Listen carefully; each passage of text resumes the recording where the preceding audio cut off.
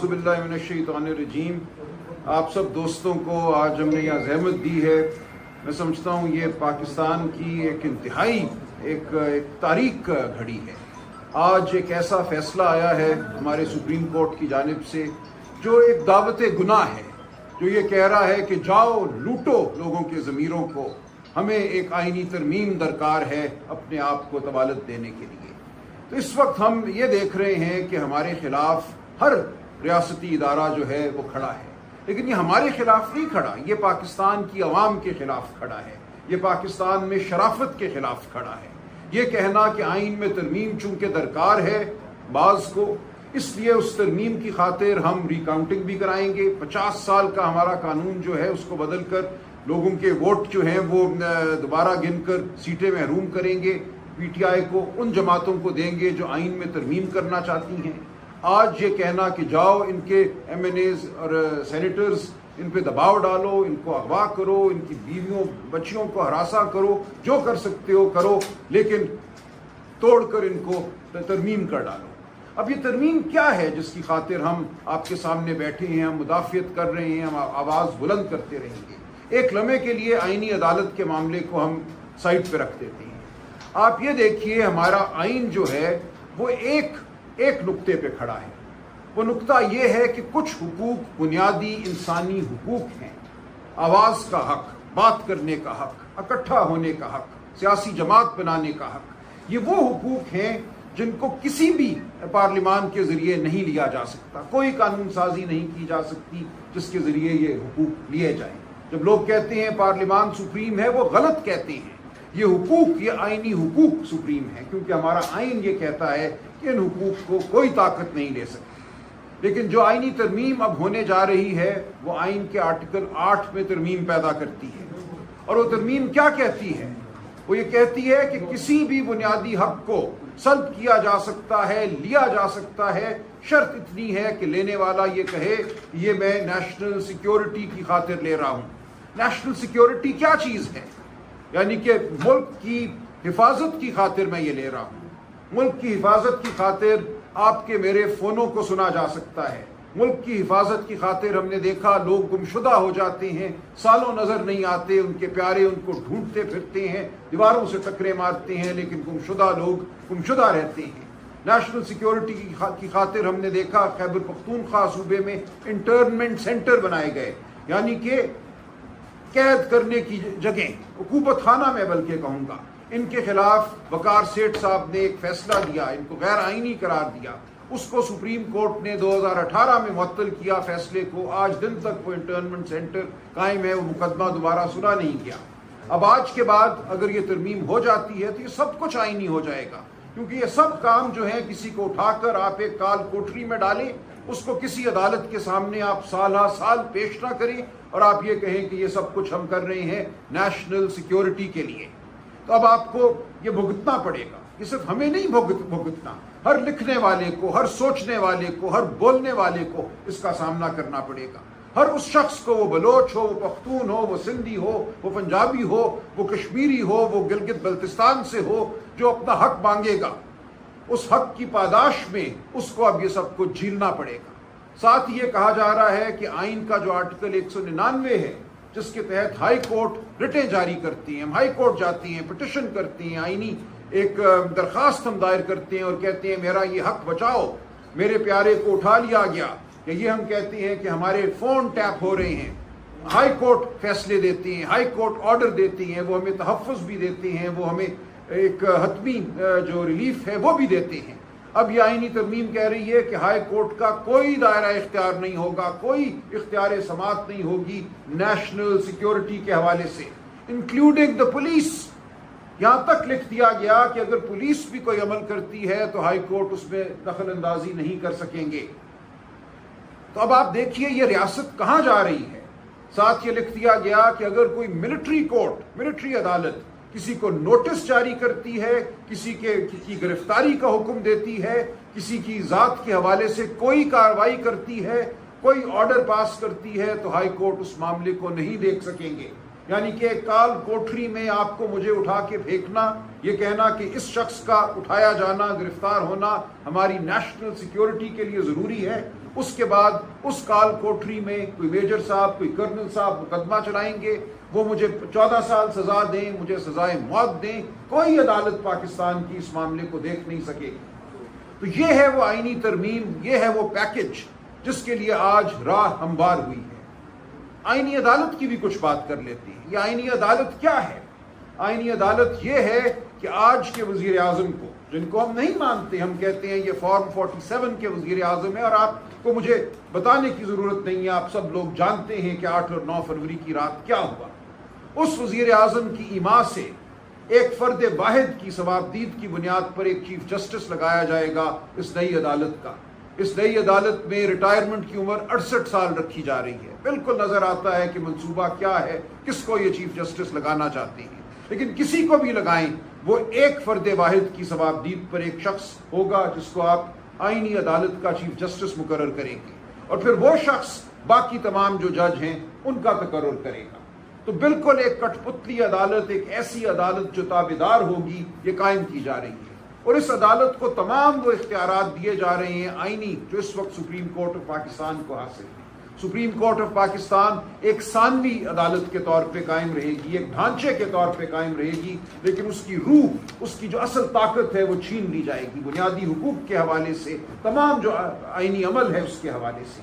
یہ کہا جا رہا ہے کہ کسی بھی سیاسی جماعت کو اگر کالعدم قرار دیا جاتا ہے, پاکستان کے مفاد کے خلاف قرار دیا جاتا ہے, تو اس جماعت کے خلاف ریفرنس بھی اس آئینی عدالت کو بھیجا جائے گا کہ اس جماعت کو کالعدم قرار دیا جائے. تو یہ ہے منصوبہ سازوں کے. اور آج کا جو فیصلہ آیا ہے 63A کے حوالے سے, اس کا ایک سیاق و سباق ہے. یہ فیصلہ آئے ہوئے 2 سال اب گزرنے کو آئے ہیں. 2022 میں یہ فیصلہ آیا تھا. 2022 کے بعد اس کو اٹھا کر آج نظر ثانی کے لیے مقرر کرنا اور 2-3 دن کی ایک ہیئرنگ کرنا, جس کے حوالے سے سپریم کورٹ کے معزز جج صاحبان کے زبردست اور گہرے تحفظات تھے کہ بینچ کس طرح بنا, کس طرح یہ کارروائی ہوئی. ان تمام تحفظات کو پس پشت ڈالتے ہوئے 3 دن میں ایک فیصلہ دے دیا گیا. اور اس وقت یہ فیصلہ دیا گیا جب طالع آزما, جب مقتدر حلقے چاہتے تھے کہ راہ ہموار ہو. ایک دفعہ وہ پسپائی دیکھ چکے, ہمارے غیور MNAs اور سینیٹرز نے ان کا ساتھ نہیں دیا. ہم اب بھی امید رکھتے ہیں کہ ان کا ساتھ نہیں دیں گے, اس کالی ترمیم کو پاس نہیں ہونے دیں گے. ہم مولانا فضل الرحمان صاحب کا بھی بہت شکریہ ادا کرتے ہیں, انہوں نے یہ نہیں ہونے دیا, وہ ثابت قدم رہے. آج ہر سینیٹر, ہر MNA کو میں کہتا ہوں, وہ PTI کا ہو, وہ JUI کا ہو, وہ PMLN کا ہو, وہ پیپلز پارٹی کا ہو, تاریخ کا آپ سے تقاضا ہے, ضمیر کا آپ سے تقاضا ہے کہ اس کالی آئینی ترمیم کا ساتھ نہ دیجیے. پاکستان کے عوام کی حرمت قائم رہنے دیجیے, آئین کی حرمت قائم رہنے دیجیے, آدمیت کی حرمت اس ملک میں قائم رہنے دیجیے. اگر آپ اس ترمیم کا ساتھ دیتے ہیں, آپ آنے والی نسلوں کی نظروں میں معتوب ٹھہریں گے, آپ نسلوں کے مجرم ٹھہریں گے. مجھے یہ کہنے میں ذرا بھی کوئی تامل نہیں ہے. یہ ایک جرم ہے جو ہونے جا رہا ہے انسانیت کے خلاف, پاکستان کے خلاف, پاکستان کے آئین کے خلاف. اس جرم کا حصہ نہ بنیے, اس جرم کو روکیے. میں آپ سب سے اپیل کرتا ہوں جو میڈیا کے دوست ہیں, اور آپ کے ذریعے پورے پاکستان سے اپیل کرتا ہوں کہ اب نکلو. اب نہیں نکلو گے تو کب نکلو گے؟ یہ وہ لمحہ ہے جو ہماری زندگیوں میں آیا ہے. ہماری تمام زندگی میں سمجھتا ہوں چلتے چلتے اس لمحے آ کر آج رک گئی ہے. آج ہمیں فیصلہ کرنا ہے ہم کہاں کھڑے ہیں, ہمارا ضمیر ہمیں کیا کہتا ہے, کیا کوئی ضمیر ہے بھی ہمارا یا نہیں ہے. ہم نے آج تک جو کچھ زندگی سے کھٹ پایا, ہمارا علم, ہماری دانش, ہماری فکر, وہ آج ہمیں کہاں لا کر کھڑا کرتی ہے. ہم کس طرف کھڑے ہوں گے, تاریکی کی جانب کھڑے ہوں گے یا روشنی کی جانب کھڑے ہوں گے. فرق بالکل واضح ہے, اس میں کوئی آج ابہام نہیں ہے. آج وہ لوگ ہیں جو اپنی کسی چھوٹی چھوٹی منفعت کی خاطر پاکستان کے آئین کو پامال کرنا چاہتے ہیں. حکومت, وزارت عظمیٰ, یہ کیا چیزیں ہیں؟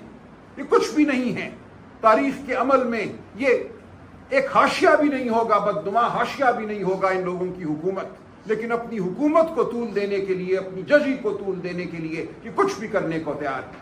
آپ ان کو بتائیے, گریبان تھامیے ان لوگوں کا, روکیے ان کو یہ جرم کرنے سے. ہم آپ کے ساتھ ہیں, ہم آگے آپ کے ساتھ بڑھیں گے, ہم چلیں گے, آپ ہمارے ساتھ چلیے. بہت شکریہ.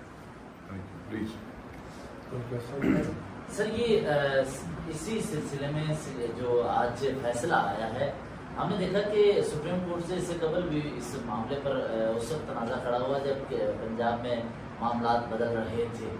تو اس فیصلے کے اثرات دیگر سیاسی جماعتوں کے لیے کیا ہوں گے؟ کیونکہ وہ تو اس پوائنٹ کو لے کر کہتے رہے کہ سپریم کورٹ کا ڈیسیژن ہی غلط رہا ہے. پہلے انہوں نے جیسا کہ پرویز الہی کو ایک موقع پر تو کہا کہ وہ جا کر وزیر اعلیٰ کا عہدے کا منصب بھی سنبھال لیں اور جا کر حلف لے لیں.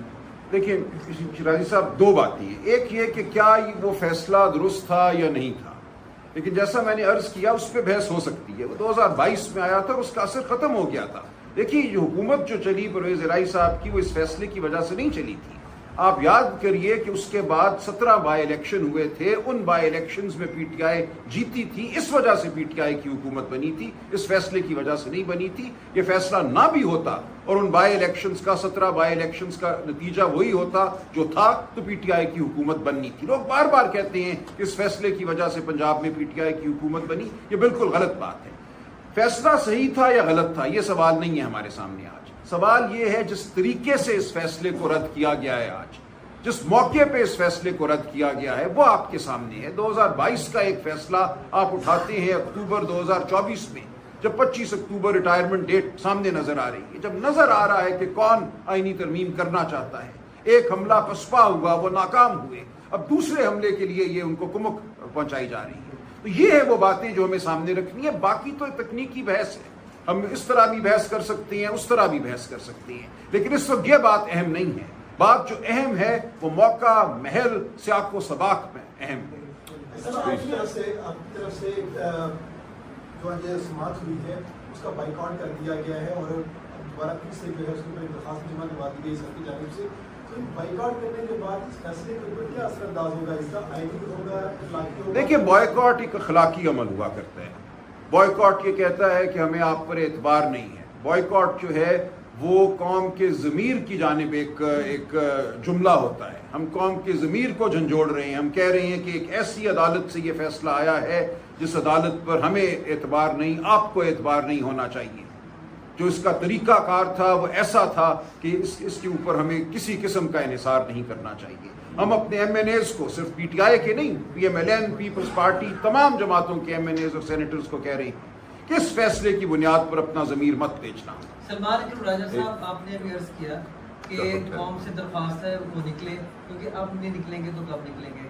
جب اس وقت سماعت جاری تھی، دوسری جانب فیصل گاؤڈر صاحب کی پریس کانفرنس ہو رہی تھی، کیونکہ آپ باہر نکلنے کی کال دے رہے ہیں، تو انہوں نے کہا ہے کہ جو ڈی چوک احتجاج ہے عمران خان صاحب کے سیاسی تابوت میں آخری کی ثابت ہوگا. اس کو کیسے رسپونڈ کریں کہ آہنی ہاتھوں سے نپٹا جائے؟ میں صرف آپ کو یہ کہوں گا جو اسٹیبلشمنٹ کے ٹاؤس ہیں ان کی باتوں کو آپ اتنا سنجیدہ مت لیا کریں، اور اس کو تو ویسے بھی سنجیدہ نہ لیا کریں. جو آدمی ایک ٹاک شو میں جوتا ٹیبل پہ رکھ کے جو ہے وہ قوم کے سامنے بیٹھا ہو، اور پھر جس طریقے سے وہ الیکٹ ہوئے ہیں سینیٹر، میں یہ سمجھتا ہوں کہ یہ باتیں جو ہے یہ غیر سنجیدہ باتیں. اور آج کے موقع پہ اس کا آنا اور پھر ہمارے چیف منسٹر کے حوالے سے بھی یہ بات کرنا کہ ان کی جان کو خطرہ ہو سکتا ہے. اور یہ وہی شخص ہے جس نے پہلے بھی، آپ کو یاد ہے خان صاحب پہ جب گولی چلی تھی تو اس سے پہلے بھی آ کے میڈیا پہ ایسی بات کی تھی. میں صرف یہ تنبیہ کرنا چاہتا ہوں کہ جس نے بھی آپ کو بٹھایا اور یہ بات کروائی ہے، یہ سوچئے گا بھی مت. اس ملک کو انتشار کی طرف بالکل دھکیلنے کی کوشش مت کرے. میں جن دوستوں نے اس کو بھیجا پریس کانفرنس کے لیے ان کو بھی کہوں گا کہ ایسے لوگوں سے اجتناب کریں کہ جن کا کوئی حساب کتاب کوئی نہیں ہے. کل پوری قوم کسی انتشار کا شکار ہو جائے گی. اس میں اور بھی میں نہ اس کا ضمیر ہے نہ وہ سچ بولتا ہے. ایم کیو کے حوالے سے جو باتیں کی، کراچی کے حوالے سے باتیں کی، اگر وہ باضمیر آدمی ہوتا تو اس کو پارٹی اس وقت چھوڑ جانی چاہیے تھی جب وہ چیزیں ہو رہی We'll keep it to 63 ہے. کوئی اور سوال ہے تو بات. سلمان اکرم راجہ صاحب، آپ نے تمام سیاسی جماعتوں کے ارکان پارلیمنٹ سے یہ مطالبہ کیا ہے کہ اس کالے آئینی ترمیم کا ساتھ نہ دیں. میڈیا کے ساتھ بھی آپ نے مطالبہ کیا کہ آپ کے ساتھ کھڑے ہوں. جو اپوزیشن کے آپ کے سب سے بڑے اتحادی ہیں مولانا فضل الرحمان صاحب، کیا آپ کی جو اسٹریٹ موومنٹ ہے، جو ایجوٹیشن آپ کرنے جا رہے ہیں، اس میں مولانا فضل الرحمان صاحب آپ کا ساتھ دیں گے؟ دیکھیے اس بارے میں ابھی میری تو ان سے کوئی بات نہیں ہوئی، لیکن ان کی اپنی ایک جماعت ہے، ان کی اپنی پالیسی ہے.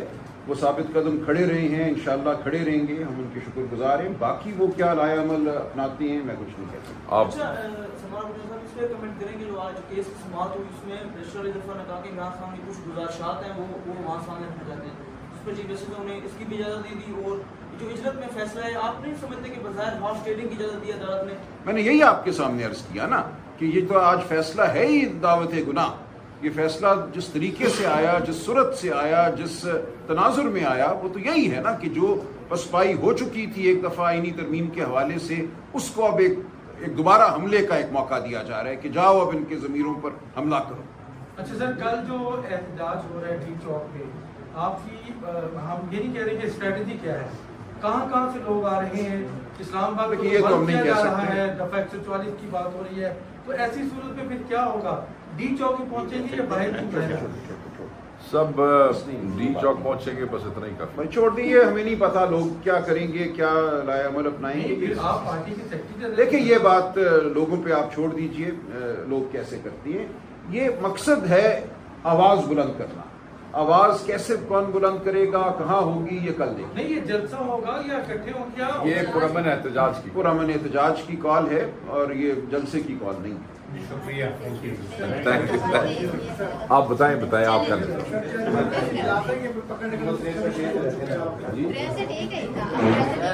आप कर लें सो, आप कर लें सो। आप लोगों ने 63A के फैसले के हवाले से और जो आईनी तरमीम लाया जा रहा है, अपने तमाम MNAs को अंडरग्राउंड किया था उनको सिक्योर करने के लिए। अब क्योंकि फैसला आ गया है तो उनको किस तरीके से आप टैकल करेंगे कि वो वोट देने ना आ सके, उनके हवाले से अब आप लोग क्या? दे आर ऑल सेफ और हमसे राब्ते में हैं, सारे सब सेफ हैं। कल का मुझे पता नहीं, इल्म गैब मेरे पास है नहीं। As we speak they are all with us, they are all safe and in safe. बहुत शुक्रिया, थैंक यू।